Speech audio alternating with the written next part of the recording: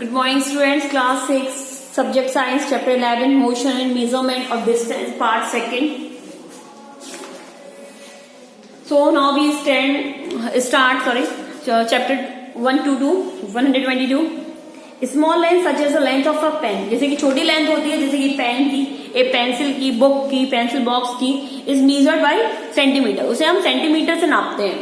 The height of a person, जैसे किसी person की, किसी व्यक्ति की हाइट होगी is also measured in centimetre, उसको भी हम सेंटीमीटर से ही नापेंगे.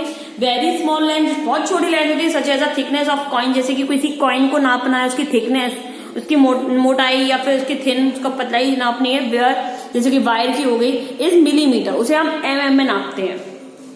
But large length for example distance between two से, पर जो ज्यादा लंबाई होती है उसको हम किलोमीटर में नापते हैं, जैसे कि दो शहरों के बीच की लंबाई.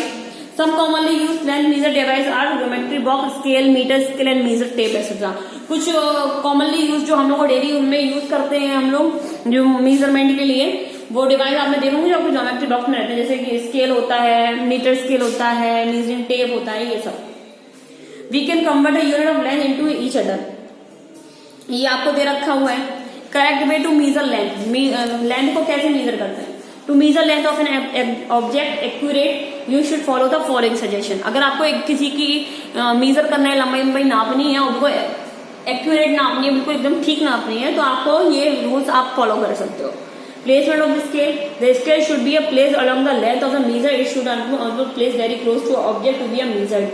आप एक जगह पे रखे हो और दूसरी जगह जहाँ ऑब्जेक्ट है वहां से उसे नाप रहे, तो आपको सीधा रखना चाहिए उस चीज को, तो आप बिल्कुल एक्यूरेट नाप पाओगे. और आपने अगर टेढ़ा कर दिया तो गलत हो जाएगा. पोजीशन ऑफ आई, किसी आई की position, keep your I in a line with the position of measurement. आपको जहां मेजर करना है वहां अपनी आई रखो, ध्यान से देखो. In the eye not line where point is measurement to measure weight be another short along the actual. अगर आपका जहां पे आपका ध्यान नहीं है तो फिर सही गलत भी हो सकता है. आपको वही आई रखनी है बिल्कुल उसी पॉइंट पे. रॉन आउट एंड, हम लोग बिल्कुल स्टार्टिंग करनी चाहिए जीरो से, बीच में से स्टार्ट नहीं करते हैं. Measure of the length of curve line. Curve line को मीजर कैसे करते हैं, अगर लाइन टेढ़ी मेढ़ी है तो उसको कैसे नापेंगे. The length of curve line can not be measured with the help of metre scale. Curve line को हम लोग मीटर स्केल की हेल्प से ही नाप सकते हैं. दिस इज बिकॉज क्योंकि metre scale straight can not be a seen along the curve line, क्योंकि मीटर स्केल तो बिल्कुल सीधा नापेगा ना, वो टेढ़ा तो नहीं नापेगा. The length of curve line can be measure rather using the thread of the divider. Thread से, धागे से या फिर डिवाइडर से नापेंगे. To measure the length of curve line using the string, do the following. Place the string along the curved line and mark it end.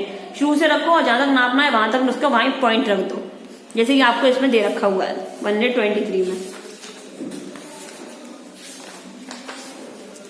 आप देखेंगे rest and motion. Motion और रेस्ट क्या होता है. रेस्ट देखेंगे सबसे पहले in the position of object, किसी ऑब्जेक्ट की पोजीशन डज नॉट चेंज, जिसकी पोजीशन चेंज नहीं हो रही है with the time and relation of the stationary object is the surrounding.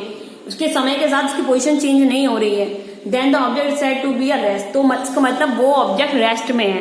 The table kept the room, a booking line in the table except of some of the example of the rest. जैसे कि एक table जो एक जगह रखी हुई है वो रखी हुई है, वो तो चेंज नहीं होगी, ना आगे बढ़ेगी, ना पीछे होगी, ना छोटी होगी, ना पतली होगी. बुक हो गई, ये सब चीजें रेस्ट की होती है. मोशन जिस चीज की स्पीड में है, आगे बढ़ रही है, छोट कम हो रही है, बढ़ रही है, तो वो मोशन हो जाएगा. An object is said to be a motion if the change position, जो अपनी पोजीशन टाइम से टाइम चेंज कर रहा है.